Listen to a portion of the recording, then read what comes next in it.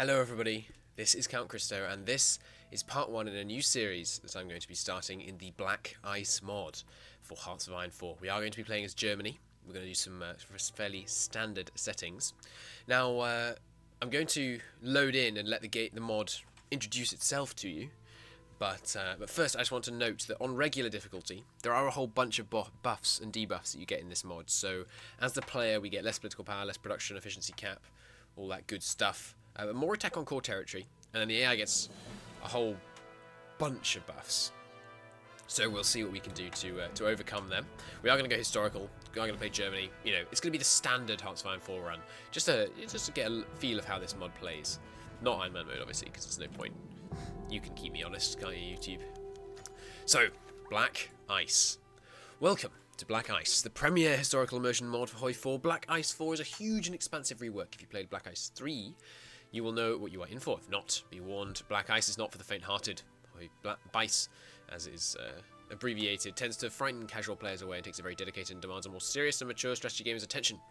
BICE adds in a huge array of new equipment types, country-specific armor, aircraft, and ships for the major nations. National focus trees have been reworked on all the majors and many of the minor nations, often thanks to other mods which have graciously allowed Black Ice to use their national focus trees. Laws and policies have been greatly expanded to allow for further detail, to allow you to choose how to run your nation. We have also worked on an expanded order of battles, templates, and production for all nations. Some texts will provide new units, some will provide upgrades, and some will provide new equipment for existing units. That's really challenging sometimes, by the way. To help offset the costs of equipment, specialised factories can be built, such as tank factories, artillery factories, small arm factories, etc. These map buildings will lower the cost of associated equipment. The AI is capable and fully functioning with all techs, equipments, and units where it makes sense in terms of gameplay and history. To put it simply, Black Ice isn't for everyone. If you like high detail, complicated and multiple choices, options, possibilities, Black Ice is for you. Take note, you'll not be able to play. Yeah, that doesn't matter. And yeah, there aren't any ahistorical civil wars. Cool. Partisans. We can have actual rising up partisans. How cool is that? Right, you can't allow different ideologies, so there's a little bit of lag on setting up faction stuff. That's fine. It's Gibbs looking weird in this. I thought this was a historical picture first time I looked at it. I hadn't noticed that that's, of course... Oh, what's his name? Famous actor. Can't remember now. So's he. Anyway, I understand. Okay. So, Black Ice, as that thing says, basically makes HOI more complicated. And it's awesome. I think it's a great mod. It does do a couple of things which are a bit, as Adway tells me I should call them courageous changes. And I'm going to attempt to not be very negative for the first bit of this series. I will do a video at some point about how Black Ice could be improved, but for now, I think we're just gonna play the game and we're not gonna be too negative. So, here's our army. Let's start getting it organised, shall we? Fortunately, field marshals can still take infinite men, although generals have been demoted down to 18. I should mention, by the way, about 3.2 thousand of you may be confused because you think you've already watched the first episode of the Black Ice campaign. I've already released episode 1, and I've gone back and started again. That's because my mute key wasn't working, and I was rather ill, so there's lots of rather unpleasant noises of me clearing my throat and blowing my nose and things. It's all not the kind of thing we want. So I'm just going to start again, and I've unlisted that video. You'll still be able to watch it if you have a link to it, or if you've commented on it, but hopefully no one else should have to suffer through that. So we'll just start again. That's fine. I know more now. I have played one very short campaign in Black Ice. I played as Japan and took out China, and so I got a bit used to how some things work. Right, well, I guess we might as well line up our men on the Austrian border, just since that's probably our first avenue of expansion. In terms of focuses, as you can see, we have a huge focus tree, including some quite interesting decisions over here. You can round up horses, which gives you loads of horse cavalry equipment, but then less resource gain, national unity, and political power for ages.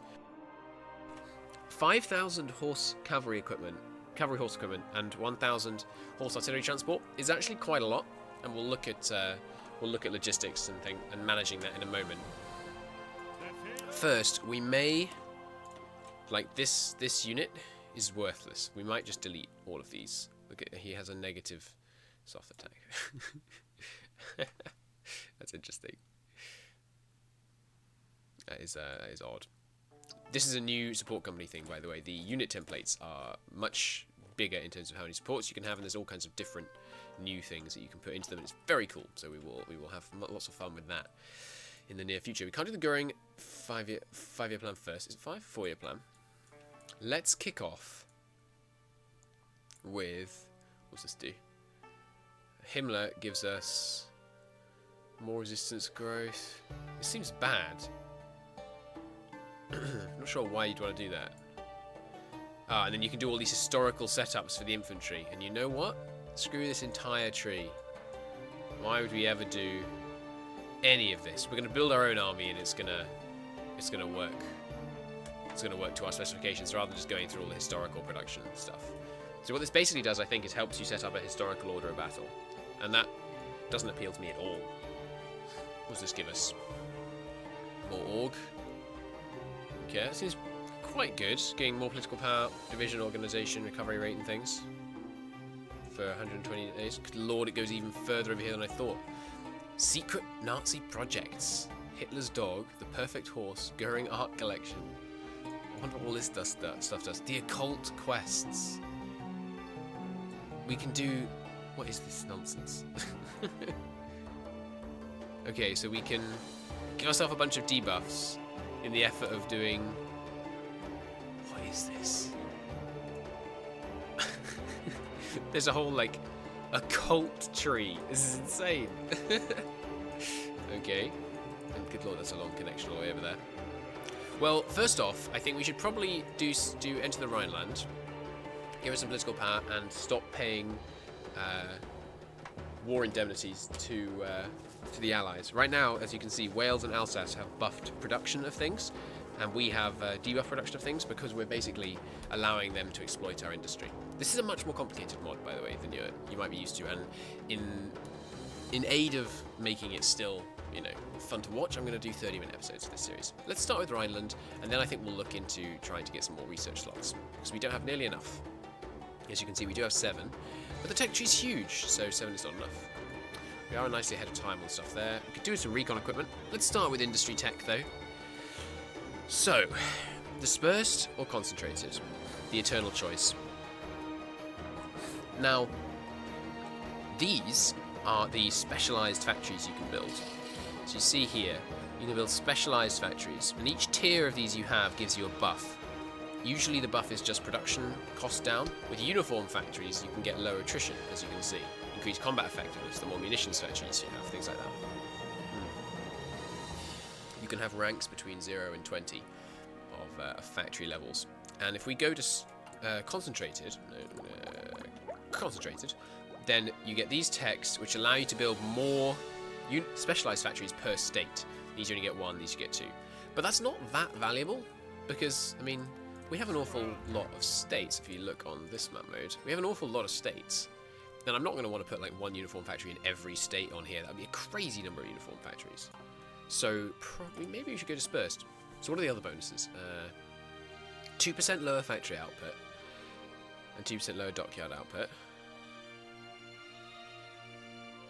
And less production efficiency retention. That is pretty bad. The lower production efficiency retention is pretty bad.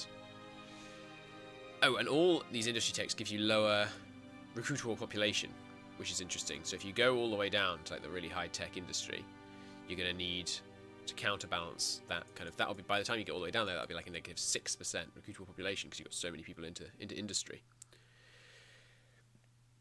Okay. The other thing is that these give... If you go on this side, not only do you get extra factory output from each of these techs you unlock, you also get another bonus. But we already have 4 unlocked on dispersed right now, which is pretty handy. I think we'll go dispersed, partly because it saves us researching 4 techs again. So let's go dispersed. Now, from my extremely narrow experience in Black Ice, I feel like it's a good idea to do these ahead of time, because look how good these are. An 18% production efficiency cap increase. So I think we're going to go ahead of time on both of those and get those banged out. Now, when I first played the game, I totally missed that there's another bit of the tree over here. Dockyard output and construction speed up 5%, not bad. Landfall construction speed, those will want by the time the war starts, but for now it should be okay. Don't think we want to do that ahead of time. Yeah, as you go down further the construction tree, it speeds up civilian and slows down military construction, but then unlocks a whole bunch of other stuff, which is very helpful. Do you want to go straight for dockyard output? It's only 5%, but if we ever want to challenge the British Navy, we're going to need to do some dockyard stuff, aren't we? Do we want to try and challenge the British Navy? But of course. So let's do that.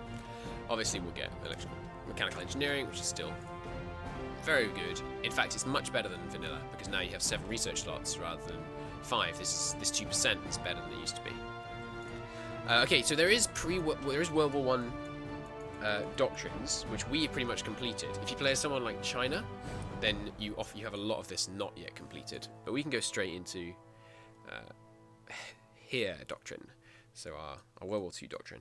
Now, interestingly, you can only research one of these when you have certain text down here, but it's not actually all of the text in this area. So, for example, we don't have this, which gives 8% artillery attack.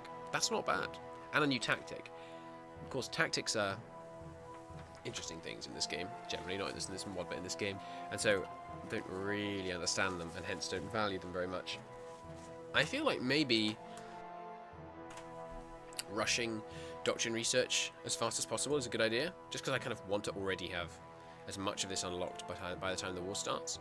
All the doctrines, as far as I can tell, by the way, have been debuffed. So this is 2 entrenchment down from 10. So all of these have been debuffed, but they're still very strong. So let's do that. And now we've done all our kind of long-term researches, we could start on battlefield support doctrine. Or hang on, yeah, we don't have 36 fighters. You have this tech to start with, which basically unlocks all the this period fighters and planes generally. And then you can unlock individual planes after that. So this thing unlocks all of these planes. So let's unlock fighters so we can begin getting some production efficiency on a line of fighter production. Okay. Civilian factories. Infrastructure has a lower impact on construction speed now, which is interesting. I think that means, presumably, it's basically never worth building infrastructure, because it's barely worth building infrastructure before. Should we start with some civilian factories? We do have a lot more military factories than civilian. Note that we start with a lot more factories than normal, by the way, and I think that goes for everyone. Yeah, everyone starts with a hell of a lot more factories than they normally would, to compensate for the fact that there are crazy numbers of bits of equipment, which obviously you need at least 1 factory per bit. Okay, civies, let's build some civvy factories in our nice level 10 states, which is East and West Berlin. There we go. I guess we then just build it also in the highest infrastructure places, so over here. Reichsautobahn now no longer adds 10 level infrastructure in a couple of places, it adds it kind of all over the shop, so I don't think we need to worry about that too much. So let's just do something like this to begin with. We may also want to build some small arms and munitions factories and things, and some light aircraft factories. And we almost certainly want to build some synthetic refineries. Although, as long as you can trade for oil, it's not even close to worth building a synthetic oil refinery, because it's cheaper to build a civilian factory and then use that civilian factory to trade for oil. But I suspect we might have trouble trading for oil once the war starts because of all convoy raiding. And I have to imagine they've buffed convoy raiding. There are, by the way, new ideologies, which is cool. There are monarchists, for example. Over here, Yugoslavia is monarchist. Romania, are you monarchist? No, they're liberals. Right, so you have liberals, and then what's the more... Yeah, there's socialists as well, who are apparently doing pretty well in Norway. You have authoritarians, which is the kind of previous symbol of the null line. And then there's another one. There are authoritarians, I think, just straight up authoritarians. No, sorry, we've already seen those. Who's the... That's right, conservatives. Who the UK has. I think conservatives and liberals are basically the same. It looks the same to me. Yeah. Oops, sorry, we got the console there. Okay. Let's go on to some military production. Now, if you look at one of our infantry divisions, you will note that it takes all kinds of different equipment. And we could, if we wanted, do the maths and work out exactly how much production cost there was on each of these things, and therefore how much we need to produce of it. That's crazy talk. Let's wing it. So, what we're going to do is we're going to basically build much more infantry, and then kind of have a look and see what costs how much. You know, see what we have big deficits of and invest more factories in those, rather than trying to do the maths and work out where we can assign our 90 factories to our billion different types. Okay? Seems good to me. We have already invented infantry guns. That's helpful. When you invent new techs like the infantry gun or the infantry anti-tank, you unlock the ability to make these infantry anti-tank rifles and mines. It makes all your infantry much better, like 100% more piercing, you know, crazy good. But suddenly, all your infantry battalions start needing extra equipment. See now, these guys need infantry guns, 5 of them. If you hadn't researched this technology, they would not need infantry guns. Okay, so what are we short on? I think we have to let a day pass to see. Let's let a day pass so we actually can see our deficits. Okay, so in terms of what factories we already have, it's just calculating these based on the ones we already had. So, for example, where's one? Here we go. There's a armor factory and a small arms and equipment factory here in Hanover. And there's 2 uniform factories. So we have U-boat yard level 2. So we have 2. That means you have 2 1 submarine yards like that, which gives us 3.5. Excuse me, 7. Good lord, 5.7%. All attack, coastal and long range submarines. Sorry, coastal, attack, mid range, and attack long range subs decrease production.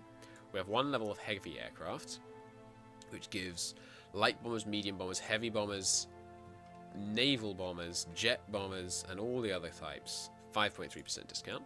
1 light factory, same thing for all the light aircraft. Panzer factory level 2, which gives us a discount. Shipyard level 4, not bad at all. Japan starts off with 11, by the way, crazy good.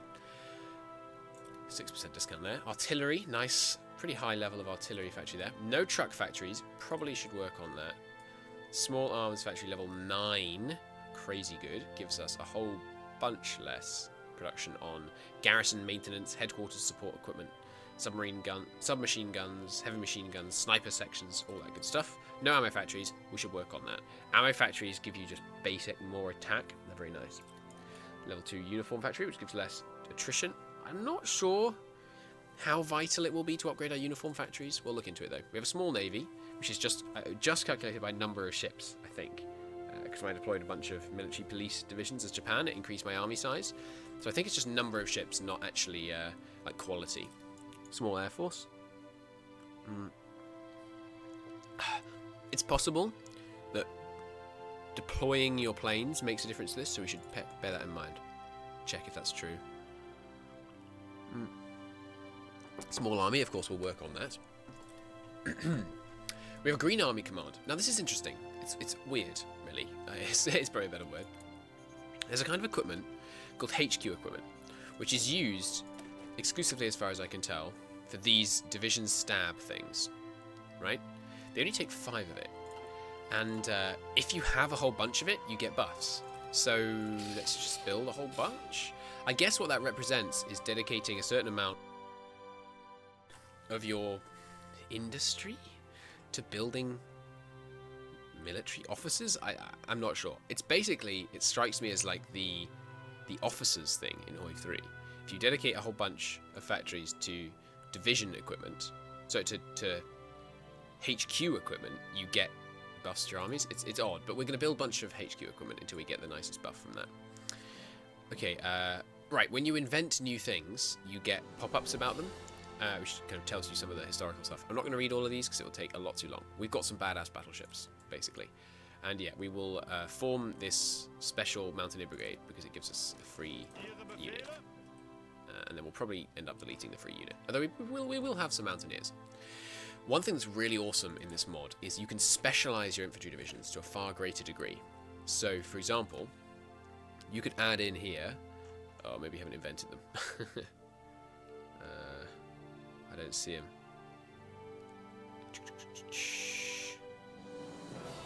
Where are they? I can't see them. Maybe we haven't invented them. Let me have a look in the tech tree. You can add support companies that help in certain terrain. Maybe so we need these. Yeah. So this enables an amphibious support company. So if you put these in all your infantry are going to be much better at crossing rivers, which is pretty cool. But it takes specific equipment, this amphibious assault equipment, which makes a lot of sense. It's cool. I don't know. What would that mean? Like waterproof guns or like really greasy firing chambers? So the water doesn't get in and rust them or something.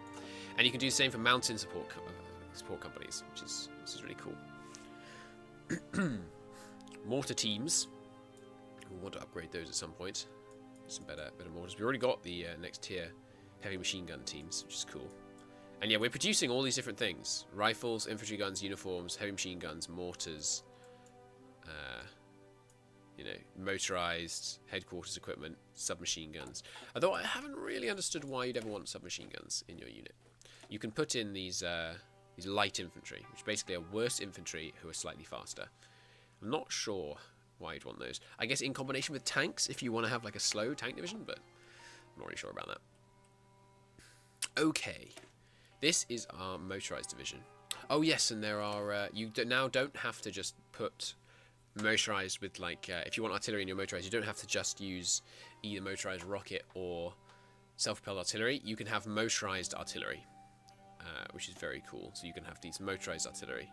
Here they are, and these are motorized mountain artillery, which have buffs in mountaineer stuff. But they need not just, you know, these require artillery, 12 pieces of artillery and 12 artillery trucks, right? This requires 12 mountain artillery and 12 off-road cars to carry them. So it's very cool, the specialization. I really like it. Okay, to begin with, what we're going to do is review our deficits. Very small deficits on pretty much everything. Cool. I'm missing some off-road cars and support equipment. That's manageable. So what I'm going to do is I'm going to queue up a bunch of infantry equipment. And what that's designed to do is just show us, all right, tell me what the infantry equipment costs. So now if I take a look over here, with this big queue of infantry equipment I've just put in, we need loads of Kar 98s. We're playing PUBG again. we don't need any garrison equipment. I don't think we need to take any garrison equipment. Is that correct? I think that's correct. Is garrison equipment only being used for these? I know how I can check. We can get rid of those garrison units. We don't want to go below 30 divisions before the Spanish Civil War. So we won't delete any more than these. But these garrison divisions are, not you guys though. These guys I'll talk about in a minute because they are weird and interesting. So we shall look into them. But these guys, actually these guys might have garrison equipment in them anyway. Yeah. Maybe we do keep the garrisons for port defences.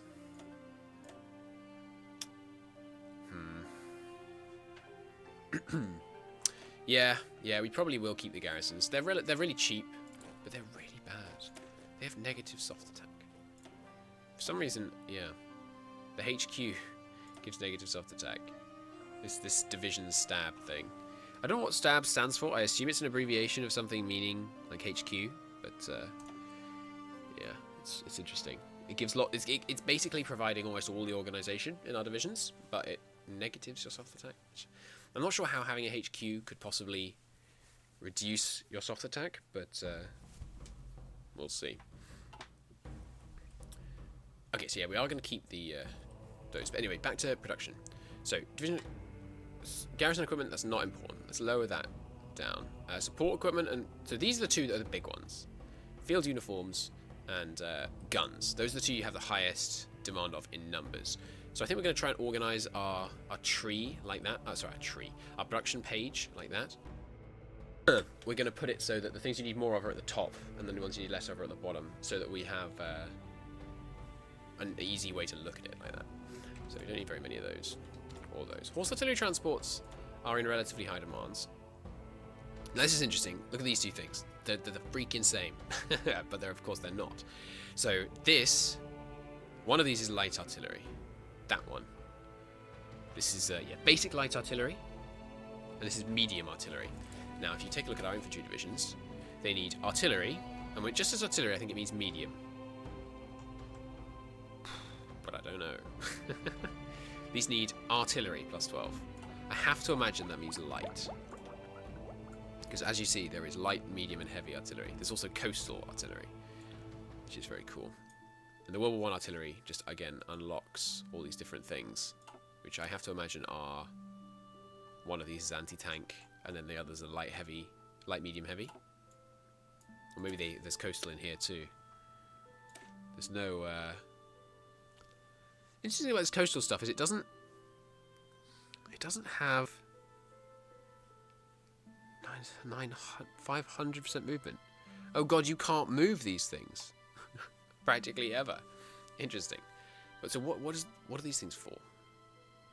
Clearly, I mean, they're coastal artillery. They're for firing at ships, as the symbol implies. But, I mean, why? Why can't I just use a normal... I mean, can they actually shoot at ships? I guess we'll find out. Right, so light, medium, heavy artillery. Let's just compare stats here for a moment. Okay. Right. So, obviously, heavy artillery, only a little bit higher breakthrough. Quite a bit. Much higher defense, much higher soft attack, double soft attack. More than double production cost, though, worth noting. Okay. Okay, let's try and remember these symbols as well. So, with a big line means heavy. Same with tanks. Cool. Little dot, nothing else. Dot with a target means medium. Ah, and you can only use mediums. The motorized are mediums. No, you can use motorized light artillery as well. Mediums are way more expensive in terms of resources, and so are heavies. That tungsten is going to be an issue for a while. Tungsten is often a problem for the Germans. We can take out Sweden, though. Sweden can provide us with some tungsten supplies, as well as a good another front to potentially open up on the Soviets if we go through Finland too. Don't know how justification works in this mod. We'll figure that out. Okay. So, which of these is just game? Which of these is the one that you're describing as artillery? And why isn't there any... Ah, towed pack. Pack is anti-tank, yes? Yes. Pack. There you go, in the anti-tank battalion. Now, I don't know how many tanks the enemy's going to array against us, so I don't know if we need anti-tank in all our infantry. I think I'm going to assume we do. Ah, but that takes off-road cars to transport the anti-tank. Can I have anti-tank which doesn't require cars? I can't. I guess the anti-tank's heavier. Oh, I switched to artillery, I was saying. I guess the anti-tank is heavier. If we were to swap that for artillery, it's the piercing that we really lose. As of initiative, interesting. I think that's because like faster things. So we put motorized in. It's a bit more initiative. No. Interesting that artillery increases initiative. I guess it's because it's... it must be because it's got those off-road vehicles, and hence you're able to get it to places faster. I like these, by the way, the recon squads. You can have a cavalry recon division and a... where's my motorized recon? Oh, that's interesting. You can have normal cav recon and SS recon in the same thing. These guys would be crazy fast. I think that might be an exploit, so let's not do that. But you can have motorized... Here they are. Motorized recon. So for that you need recon infantry equipment and armoured car units. And SS field uniforms, which are different from normal field uniforms. Oh no. Alright, we won't worry about SS stuff for a while. Can I have... Yeah, here, normal one. So yeah, you can have a reconnaissance battalion, which is just on foot, and then a cav recon battalion, and then a motorcycle recon battalion, and then an armoured car recon battalion, and these guys move at 50% increased speed in jungle. The plane where's planes? Planes, they move at 45% faster because these all give bonuses to movement. So these guys know exactly what's going on around them. But it takes a bit more field uniforms, armoured car uniforms, and a whole bunch of recon equipment. So we won't do that. Anyhow, back to production. Now, we need, obviously, more of this than of this, but this is about twice as expensive, and we need less than twice as much as of it. So we need like 4-3, I would say. We need loads of this, but we're producing it pretty quickly. I don't know, 48 a day. How long is that deficit going to last? What we should basically do is look at all our deficits when we have a big queue queued up, and then say, okay, just put stuff into the one that has the longest deficit. So you've got 300. Can I sort by this? No. 340 there, and whereas artillery, 400 days. But we just increased the amount in artillery, so that should even out. There you go. Horse artillery has a 720 7 a day. Deficit. Let's get some more horse artillery transports coming. Transports. What on earth am I saying? So these are artillery truck transports, and these are just normal trucks. They're improved infantry trucks. Okay. So these are what are described, I think, as off-road vehicles in here. I think those are off-road cars. I'm not sure though. Off-road car, horse artillery. Off-road cars are required for field hospitals. Yeah, I think those are the Opel Blitzers. Those are the off-road cars. Cool. Heavy machine gun team. How's our deficit on that? Let's go down the line on deficits. So this is not too bad. We're fine on anti-tank. Artillery. Yeah, but we've added some more factories. That coastal surely isn't an issue. Yeah. Okay, infantry equipment. Let's use a year, right, as our starting kind of base. That's how long we want it to be, and then we'll put stuff in and try and get everything else down to a year, and then we can work on increasing production. HQ equipment we're going to overproduce. Also a year. Cav equipment is like 2 years, but we just doubled the production there, so that should even out. Need a whole bunch of cavalry equipment. I like the way that now that cavalry recon support companies are a thing, cavalry remains relevant into the late game in HOI, whereas normally you wouldn't have many cavalry divisions, but cavalry recon makes perfect sense. So, oh no, okay, off-road cars are not transport vehicles. That's what the Opel Blitzers are. Off-road cars are separate, okay. And we have a massive deficit of off-road cars. So where are they? Is that these things? That looks like an armoured car to me. It's an armoured car. Where's the transport car? There it is. Okay, the Stoer M12RWKFZ15IT cars. Okay. These are cheap. And they only take steel. How the hell does it only take steel? What do you make their tyres out of? But we're not going to complain too much. Let's buff production on that. Let's triple it. Okay, what else? Support equipment. We've got a big deficit of that. Only 300 days though, so that's fine. Recon, 360. I'm going to increase recon and support because I intend to increase... By unpausing, did I mean that I'm not getting the free production efficiency I would normally be getting? I really hope that's not the case. Where's support equipment? Let's bump packs and division stabs. And what could stab stand for? It's really irking me that I can't figure this out. We're going to need more uniforms. I just want to keep it kind of high priority. Not high priority, but high amount and low amount. What was I looking for? Crap. Right, support. We found recon. I intend to increase the amount of recon companies in our divisions to make them super fast so we can really blitzkrieg. There's support equipment. Oh god, yeah, it's quite factory intensive to build support equipment.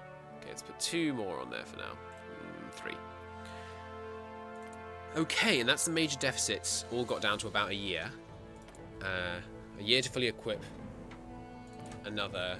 What do we put in? 18 divisions. It's not bad, to be honest. A year for 18 divisions right at the beginning of the game. I'll take it. Okay, now to look into some of the exciting stuff. Tanks. You will note tanks are crazy complex.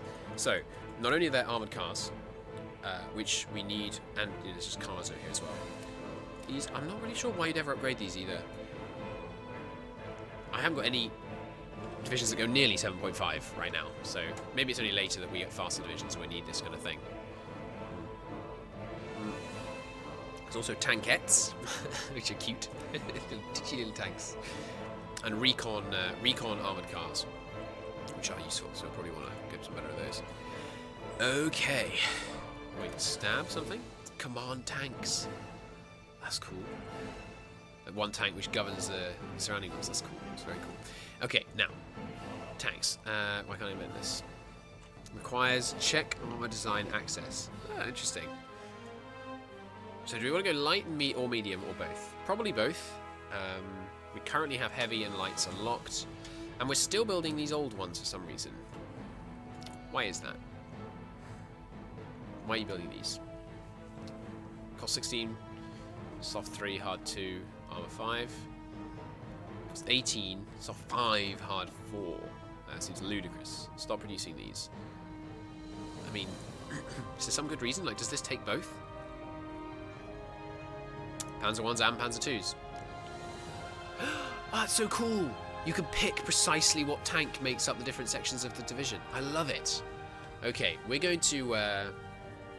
this tank division, by the way, unbelievably better than Japan's. Japan's tank division was a bunch of infantry with one tank in it. They built friggin' Space Marines over there in Japan, apparently. Oh, this guy has mechanized too. Cool, cool. Excuse me.